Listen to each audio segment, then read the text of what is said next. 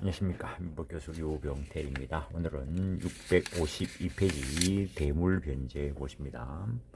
대물변제 간단히 이야기하면은 본래 이행되어야 할 급부 대신에 다른 것을 급부해서 변제하는 것이다 라고 할 수 있는데, 이게 무조건 허용되면은 채권자가 피해를 보겠죠. 그래서 채권자의 승낙을 얻어야 되는데, 법적 성질 대물변제 요물계약이고 처분행위다.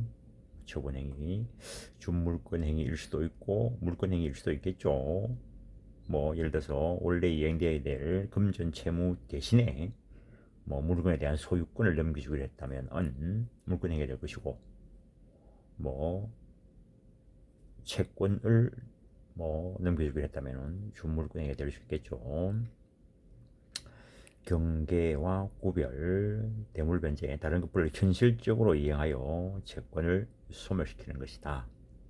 그래서 변제에 가름하여 음을 교부하면 본래 채권은 변제로 소멸한다는 거 좀 이따 확인할 것이고, 경계, 다른 급부를 할 신채무부담, 변제를 위하여 교부, 일단 변제와 구별, 대물변제는 계약에 해당하는 법률행위이므로 요물 계약이 되겠습니다.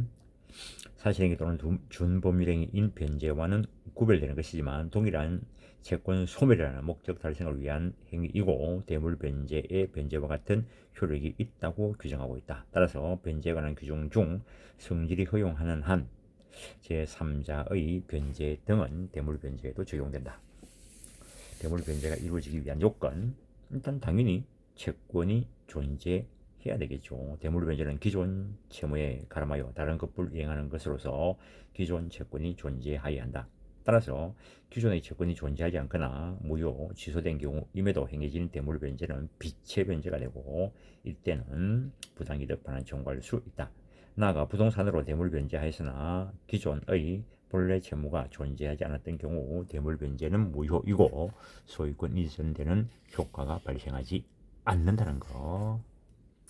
물권 행위 판례가 유인행위로 본다는 것하고 연결되는 것입니다. 당사 사이에 합의 내지 계약이 있을 것. 법 조문에는 채권자의 승낙을 얻으라고 규정하고 있는데, 채권자가 승낙하는 것은 채무자의 대물변제 요청에 대해서 승낙하는 거죠. 그러니까 결국에는 이거는 계약을 의미하는 것이고, 법률행위로서 당사자 행위 능력이 있어야 된다. 채권 계약으로서의 대물변제 계약이 성립된 이상 이를 원인으로 한 소유권 등기 절차 이행을 청구할 수 있다. 그래서 이건 조금 다 나눠본 거죠. 채권 행위인 대물변제 계약 부분이 있고, 그거를 실제하는 처분행위인 대물변제, 본래의 급부와 다른 급부를 할 것. 본래 급부와 다른 급부가 동일한 내용이거나 동종일 것을 요하지 않는다. 가치가 동일할 필요도 없습니다. 채권의 양도나 음수표의 교부 및 예금 증서의 교부도 대물급부가 될 수 있다. 특히 채권 양도와 관련해서 584페이지를 한번 보십시오. 얼마 전에 법무사 2차 시험에서 이게 나와가지고 난리가 난 적이 있죠. 채권 양도했을 때, 본래 급부 대신에 채권 양도를 했을 때, 그것이 대물변제냐 아니면 담보 목적이냐가 문제가 되는데, 달리 정한 바가 없고 그 유형을 확정적으로 정할 수 있는 어떤 기준이 없으면은 담보 목적으로 추정하는 것이 판례 입장이라는 거. 그래야 채권자가 손해를 안 봅니다. 동가치일 것을 요하지도 않는다. 특히 대물변제에는 대물변제 예약과 관련된 607조, 608조의 제한이 적용되지 않는다. 단 대물변제가 폭리행위에 해당하는 경우에는 104조 불공정한 법률행위에 해당해요. 무효가 될 수 있다. 이건 민법 총칙에서도 본 겁니다. 정리로 하면 대물변제는 요물계약이므로 대물변제가 효력을 발생하려면 채무자가 본래 이행에 가름하여 행하진 다른 급부가 현실적이어야 하고 등기나 등록을 위하는 것이라면 등기나 등록까지 경조되어야 한다. 본래 채무 이행에 가름하여 다른 급부가 현실적으로 행해질 것. 특히 채무자가 채권자에게 채무 변제와 관련한 다른 채권을 양도하는 것은 특단의 사정이 없는 한 채무 변제를 위한 담보 또는 변제의 방법으로 양도되는 것으로 추정되는 것이지 채무 변제에 가름한 것으로 볼 것은 아니다. 조금 전에도 이야기했죠. 특히 이와 관련하여 가장 유의할 것이 채무자가 변제와 관련하여 음수표를 교부한 경우이다. 기존 채무 이행에 관하여 채무자가 채권자에게 의무를 교부할 때 당사자 의사는 기존 원인 채무 지급에 가름하여, 즉 기존 원인 채무를 소멸시키고 새로운 채무만을 존속시키려고 하는 경우와 기존 원인 채무를 존속시키면서 그에 대한 지급 방법으로서 이른바 지급을 위하여 교부하는 경우 및 단지 기존 채무 지급 담보 목적으로 이루어지는 이른바 담보를 위하여 교부하는 경우로 나누어 볼 수 있다. 당사 사이에 특별한 의사 표시가 없으면 교부가 있다 하더라도 이는 기존 원인 채무는 여전히 존속하고 단지 그 지급을 위하여 또는 그 담보를 위하여 교부된 것으로 추정할 것이다. 그 정도 하고, 단 말미에 신용력 있는 은행이 발행한 자기업 수표의 교부는 금전 지급과 마찬가지로 다룬다. 다시 한번 정리해 놓은 것이고, 효과, 대물 변제가 일어나면 본래 채권 소멸한다. 따라서 그 본래 채권을 위한 담보권도 모두 소멸한다. 대물변제의 급부로 목적물에 하자가 있는 경우 매도인의 담보 책임에 관한 법리가 적용될 것이다. 대물변제 예약, 채무자가 본래의 급부에 가름하여 다른 급부할 것을 약정해두는 것, 즉 대물급부에 의한 채무 결제를 이행기 전에 미리 약정해두는 것을 말한다. 민법은 대물변제 예약에 관하여 직접적인 규정은 없지만 대물반환의 예약과 관련해서 소비대차의 차용물 반환에 관하여 차주가 차용물에 가름하여 따라지 않고 있는 것을 예약한 경우, 즉 대물 반환의 예약에는 그 재산 예약 당시의 가액이 차용액 및 이에 붙인 이자 합산액을 넘지 못한다. 이를 위반하여 차주에게 불리한 것은 효력이 없다. 민법 607조 608조에 위반한 대물변제 약정은 대물변제 예약으로서는 무효가 되지만 약한 의미의 양도담보를 설정하기로 한 약정으로서 유효하다. 즉 정산의 의무가 있는 범위 내에서는 유효하다. 즉 초과 부분 반환해야 된다는 의미.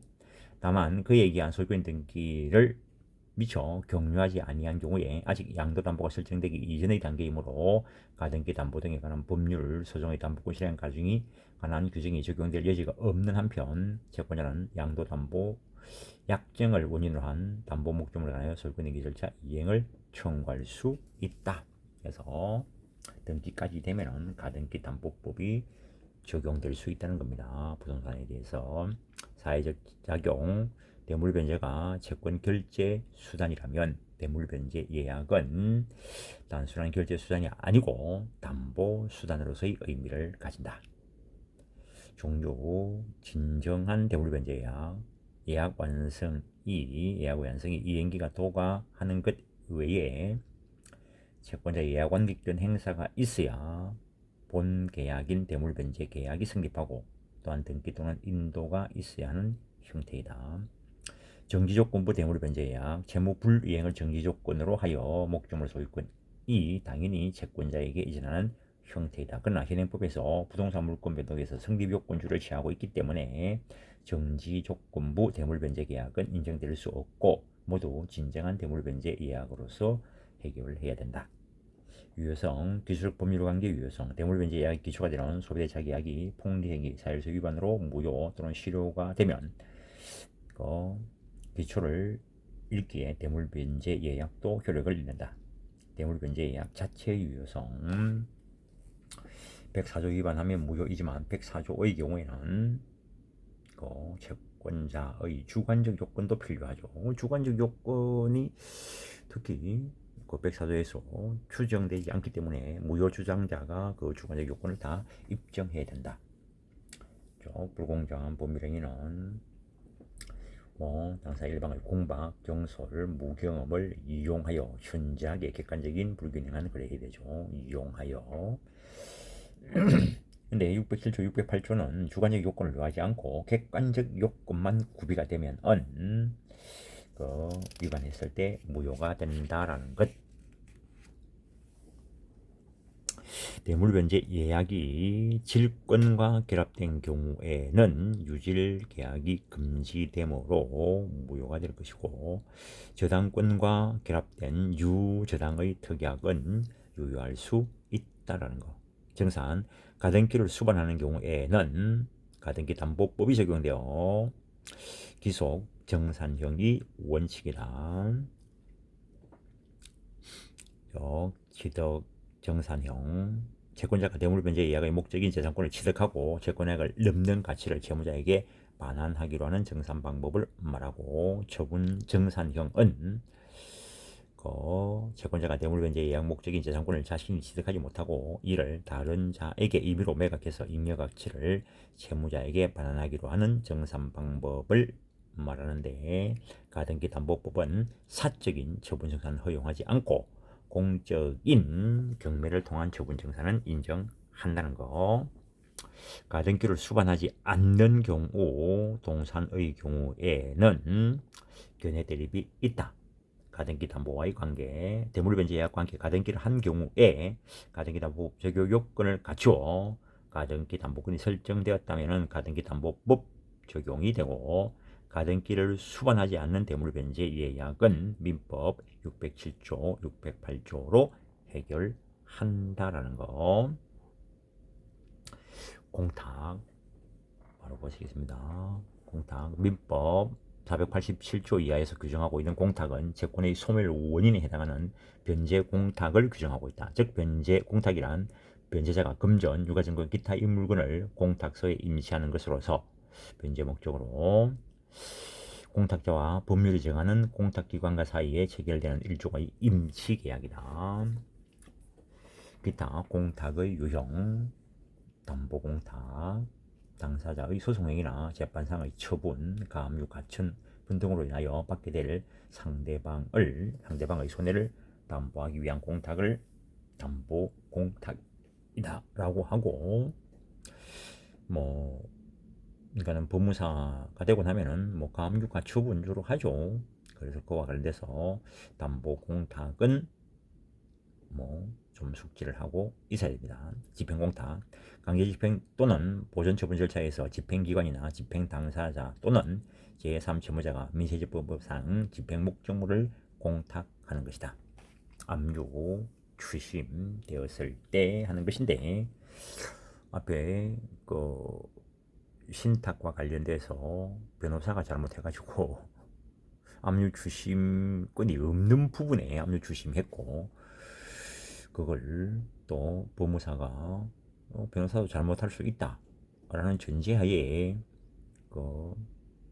전부 다 부수적인 걸 다 살펴봤어야 되는데, 법원을 통해서 압류 추심이 들어오니까 그냥 공탁법만 단순히 공부를 했다면 집행공탁 하면 되지, 이런 식으로 해가지고 사고가 났다는 거죠. 결국에 최종적으로 들어가면 그 변호사하고 법무사가 책임져야 될 겁니다. 그거는 변호사가 책임이 없다고 불법행위예요. 불법행위. 고의 형사 재산범죄는 고의범만 처벌하는 것이 원칙이지만 민사는 고의가시를 불문합니다. 불법행위에 있어. 물론 둘 다 과실이 있을 것인가 과실상계할 것은 별개의 문제이고,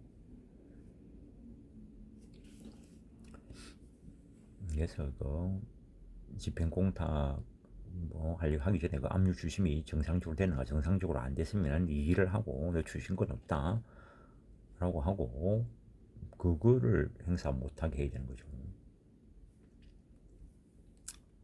그거는 이제 공탁법을 봐가지고 해결되는 게 아니고 실체법인 민법이나 신탁법을 이해하고 있어야 거기에 추심권이 있나 없나를 살펴보겠죠.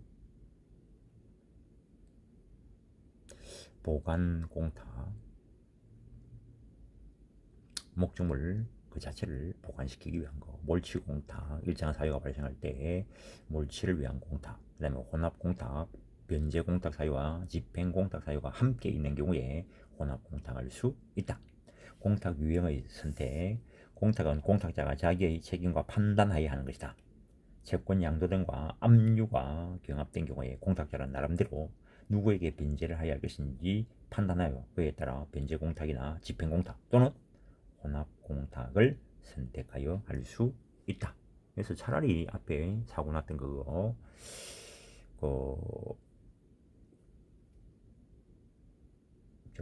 신탁사에 대해서 변제 공탁하고 집행 공탁하고 혼합 공탁을 했더라면은 뭐 사고를 방지할 수 있었겠죠. 공탁은 반드시 법적 근거가 필요하다. 공탁은 반드시 법령에 근거하여 하고 당사자가 공탁을 임의로 할 수 없다라는 거. 금전 채권의 채무자가 공탁 방법에 의하여 채무지급을 약속하더라도 채권자가 채무자에게 이러한 약정에 의하여 공탁할 것을 청구하는 것은 허용되지 않는다. 법에 반드시 근거가 있어야 된다는 거. 아니면은 국가기관인 그 공탁소를 은행처럼 활용해 버릴 수도 있겠죠. 뭐 어차피 뭐 은행 이자 없는 거 뭐 그런 사적인 임의적 사용을 방지하기 위한 것이다라고 생각해 볼 수 있고, 공탁의 법적 성질, 사법적인 측면에서 임시계약으로 보는 견해가 민법 학자들 입장에서는 뭐 당연히 다수이겠죠. 나 판례는 공법관계에서를 따른다. 변제 공탁의 요건, 채무가 있어야 되겠죠. 공탁 원인의 존재, 채권자가 변제받지 않거나 받을 수 없을 때, 즉 수령 거절하거나 수령 불능 상태에 있어야 됩니다. 무조건 하는 게 아닙니다. 이번 변제자의 과실 없이 채권자를 알 수 없는 경우, 채권자 불확지 공탁이라 하는데, 민법은 변제자가 과실 없이 채권자를 알 수 없는 경우라 하면 객관적으로 채권자 또는 변제 수령권자가 존재하고 있으나 채무자가 선량한 관리자 주의를 다하여도 채권자가 누군지를 알 수 없는 경우를 말한다. 근데 뭐 상소 효력이나 채권 양도 효력이 간에 법률상 사실상 의문이 있을 때, 채권자라 칭하는 자가 여러 명 있을 때뿐만 아니라 양도 금지 특약이 붙은 채권이 양도된 경우에 양수인의 악의 또는 중대한 과실에 대한 입증 책임은 채무자가 부담하지만, 그러한 경우에도 채무자로서는 양수인의 선의 등의 여부를 알 수 없어 과연 채권이 적법하게 양도된 것인지에 대해서 의문이 생길 수 있겠죠. 그렇다면 채권자 불확지 공탁할 수 있다라는 거. 그런데 민법상 변제 공탁의 경우에 밑에 세 줄, 채권자가 향후에 밝혀질 선택적인 것을 유라한 상대적 불확지 공탁 A 또는 B는 가능하지만 채권자가 누구인지를 전혀 알 수 없는 것을 유라한 절대적 불확지 공탁은 할 수 없다라는 거. 수용의 경우에는 절대적 불확지 공탁이 가능한데, 저 뒤쪽에서 소개를 하고 있습니다. 수용보상금 공탁 관련해서는 밑에 간단하게 한번 보죠. 위탁자와 수탁자 사이의 신택계약이 해지 또는 종료되었을 때 수탁자가 최종 계산을 거쳐 수익자에게 신탁재산을 교부한 후 잔여 재산이 있는 경우 이를 위탁자에게 반환하기로 약정하였다면 수탁자는 그 절차에 따라 수익자에게 신탁재산을 교부하고 남은 재산이 있으면 이를 위탁자에게 반환하면 된다. 그러나 신탁재산을 수령할 권한이 있는 수익자인지에 관한 다툼이 있다면 수탁자는 그 사람이 정당한 수익권자의 여부에 따라 신탁재산을 수익자 또는 위탁자 중 누구에게 지급할 것인지가 결정된다. 만일 수탁자가 선량한 관리자 주의를 다하여도 수익자로 주장하는 자와 위탁자 중 누구에게 신탁재산을 지급하여야 할지 알 수 없다면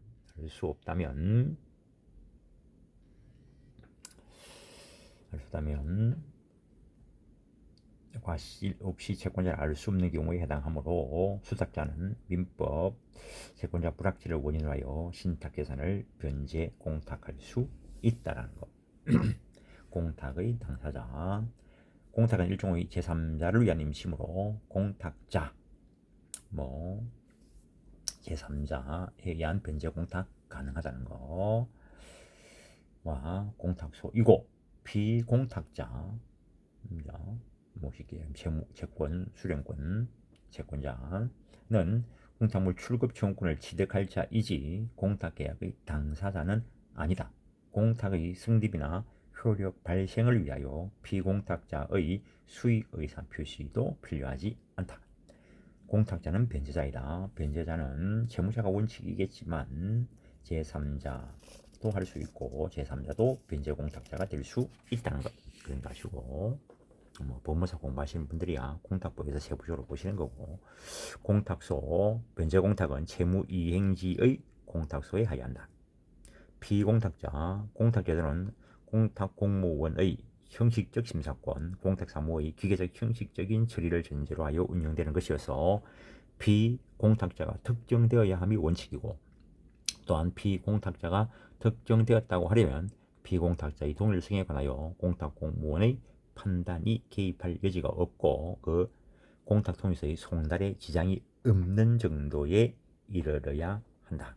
그래서 변제 공탁은 상대적 불확지 공탁까지는 가능하다 했습니다. 공탁의 목적물, 변제의 목적물이 공탁물이 되는 것이 원칙인데 공탁법상 유가증권, 금전, 기타, 동산은 공탁의 목적물이 되지만 부동산 그 자체가 공탁의 목적물이 될 수 있는지에 대해서는 견해가 대립하는데, 변제 목적물이 공탁에 적당하지 않거나 훼손될 염려가 있거나 공탁에 과다한 비용을 요하는 경우에는 변제자는 법원의 허가를 얻어 그 매각금을 공탁할 수 있다. 공탁의 내용, 일부 공탁 원칙적으로 허용되지 않는다.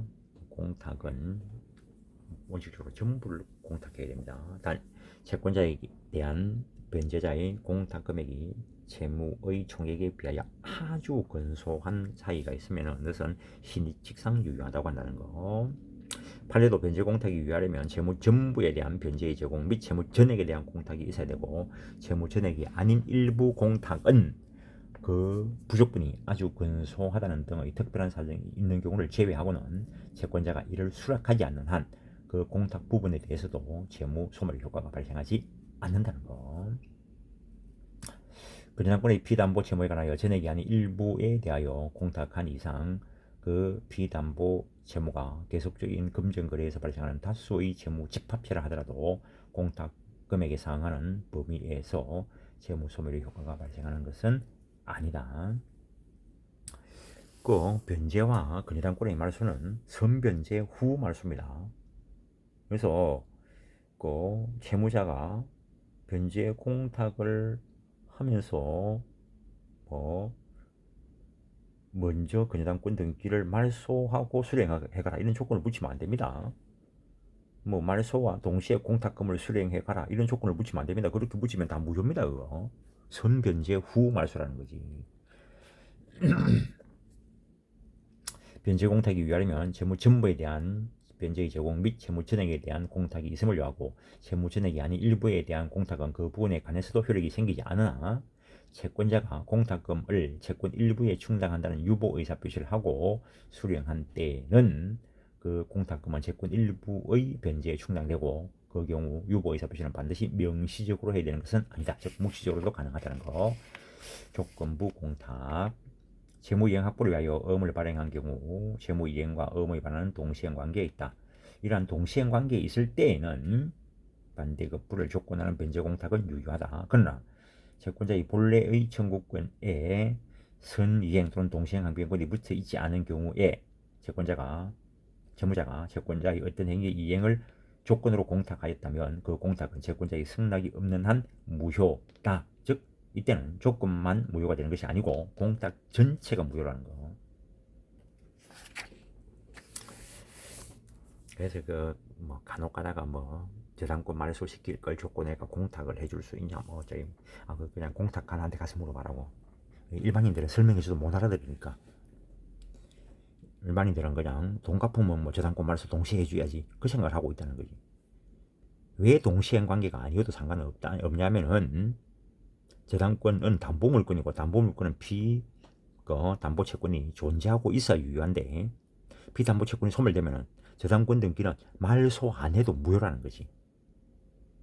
그러니까 동시행관계를 인정 안 해도 된다는 거지. 물론 말소 안 했기 때문에 그 등기부에 기록이 있는 걸 가지고 변제받은 채권자가 말소는 안 해주고 그 채권 양도와 저당권 이전의 부기 등기를 했다면 그 이전 등기가 무효인 거지. 왜? 무효인 등기를 넘겨받은 거니까. 변제경탁의 효과, 채권의 소멸. 그래서 그 유튜브 보면은 그런 거 돌아다니고 있습니다. 위조해가지고 선순위 걸려놓고 말소시켜 놓고 매도하고 매수인이 이제는 뭐 저당권 말소됐으니까 매수하면서 뭐 동시에 돈 빌려가지고 매매 대금을 지급했다는 거지. 그러니까 후순위로 저당권 들어오고 이 사람은 소유권 취득했다는 거지. 등기가 됐으니까. 근데 그 말소 등기가 무효라는 거지 그때는. 왜? 피담보 채권이 존재하는 한 등기부가 불타 없어지더라도 위조 말소되더라도 그 등기는 유효하게 존재한다는 거지. 그래서 등기에 공신력 없다라고 이야기하는 거죠. 물론 강력한 추정력으로 뭐 보완을 하고 있지만 변제공탁의 효과 그래서 가능하면 그냥 지금은 내가 책 읽는 거에 집중하려고 합니다. 말을 다 꺼내면 민법 전체를 다 꺼내야 돼. 민법은 다 연결되는 것이기 때문에 특정 부분 그거 벽에 암기하고 하는 건 민법 공부가 아니라고. 전체가 다 연결돼서 통을 딱 잡아야 그게 민법이 자리를 잡는 것이지. 그래서 지금 이 시간은 그걸 전체를 다 설명할 시간은 아니니까 책을 읽고 가는 겁니다. 그럼 책을 반복해서 듣고 읽으면 그게 연결이 되겠죠. 변제 공탁의 효과, 공탁이 제대로 됐으면은 변제에 의해서 그 채무는 소멸하겠죠. 담보권 소멸과 이자의 발생 경지, 변제공탁은 채무가 소멸하였으므로 그 채무를 담보하는 물적담보와 인적담보는 부종성에 의해서, 부종성이죠. 그래서 당연히 소멸한다. 따라서 채무가 소멸했으므로 채무자는 더 이상 그 채무에 대한 이자를 지급할 의무가 없다. 단 채권자는 공탁금에 대하여 대부분 규칙의 정함에 따른 이자를 지급받을 수 있다. 공탁물 회수청구권이 소멸하기까지의 공탁의 효과, 해지조건설과 정지조건설이 대립하는데 공탁으로 채무가 소멸하고 공탁물 회수로 채무가 부활한다는 해제조건설을 취하는 것이 일반적이라는 거. 공탁물 지급청구권, 공탁한 사람이 일정한 경우에 그걸 다시 찾아가는 공탁물 회수청구권, 비공탁자가 찾아가는 공탁물 출급청구권, 다 합해서 공탁물 지급청구권이다라고 하는데 일신전속적 권리가 아니다. 일종의 재산권이다. 즉 이것도 양도, 상속 이런 것들이 일어날 수 있다는 거.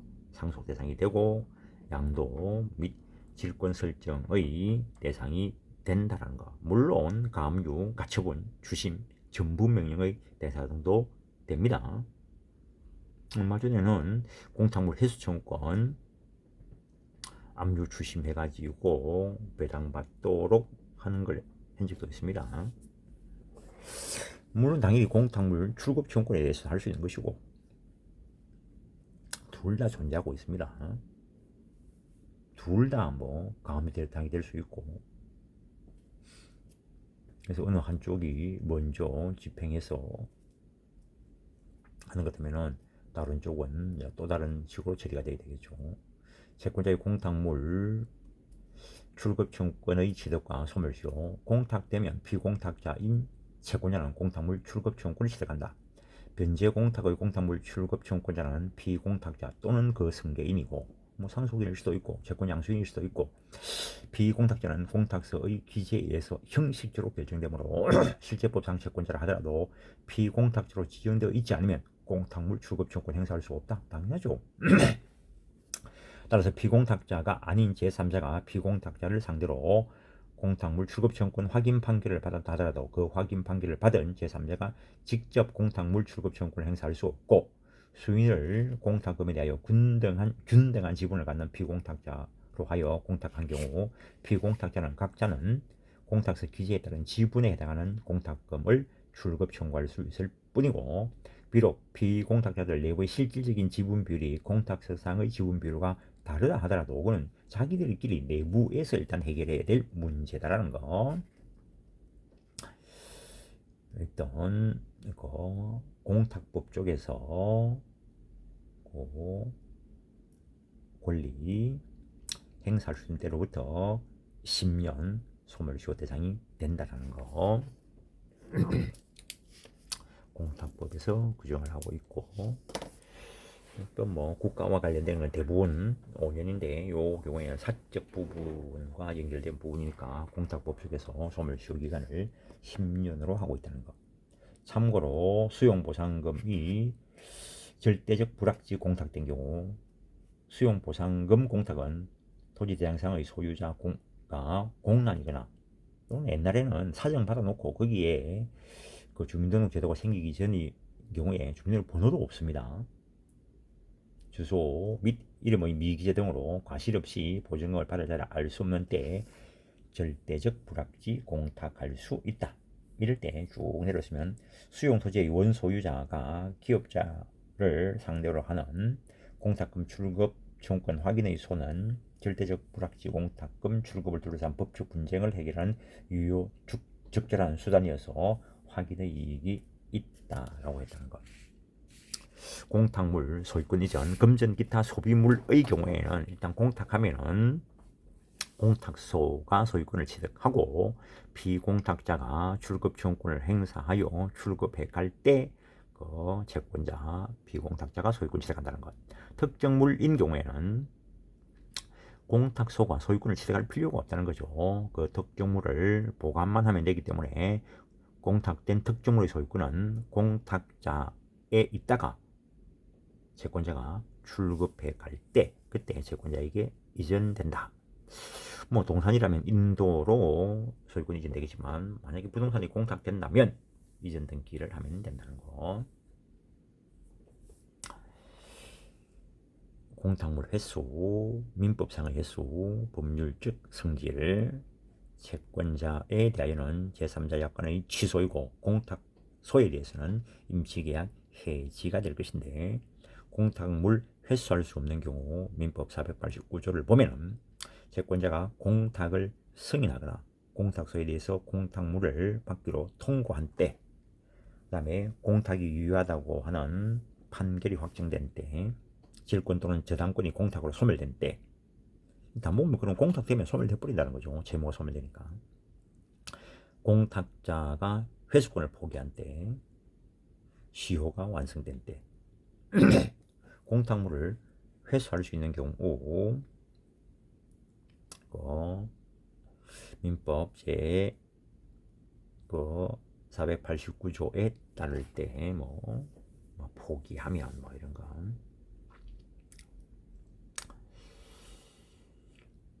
그 다음에 착오로 공탁한 때, 이거는 공탁법에 규정되어 있는 거, 공탁 원인이 소멸한 때 소멸시효가 완성되지 않았을 것. 어떤 기본적으로 공탁물을 회수할 수 있는 경우, 민법상 회수할 수 없는 경우에 해당하지 아니한 때, 착오 공탁 원인이 소멸한 때, 소멸시효 완성하지 않았을 때, 반대로 한번 읽어본 것이고. 그래서 이번 시간은 여기까지 하고 다음 시간에 상기해 보겠습니다. 예, 수고했습니다.